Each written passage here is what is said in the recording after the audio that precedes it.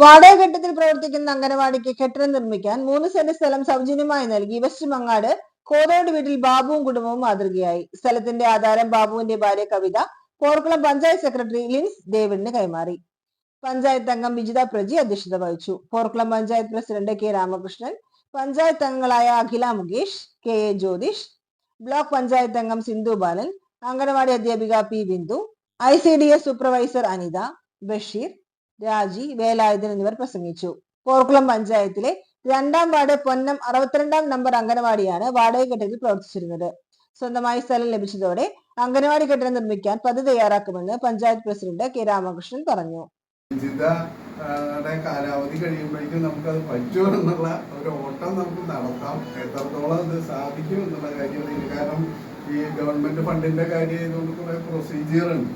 അപ്പൊ അത് എത്ര മാസം കൊണ്ട് അല്ലെങ്കിൽ എത്ര സമയം കൊണ്ട് എന്നുള്ളത് വേറെ കാര്യമാണ്. എന്തായാലും ഇന്ന് ഇപ്പൊ ഞങ്ങൾ രണ്ടാളും കൂടി ഉള്ള സമയത്ത് അദ്ദേഹം പറഞ്ഞൊരു കാര്യമാണ്.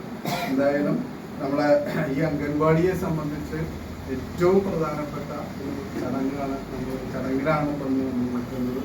വളരെ സന്തോഷം എല്ലാ ഏജൻസി അംഗങ്ങൾക്കുണ്ട്. ബഷീർക്ക് അങ്ങനെ ഓടിക്കളിക്കായിരുന്നു. കാരണം എന്താ വെച്ചാൽ പഞ്ചായത്തിൽ എത്ര പ്രാവശ്യം വന്നിട്ടുണ്ട് എന്ന് ബഷീർക്കൊക്കെ അറിയുള്ളൂ. അതുപോലെ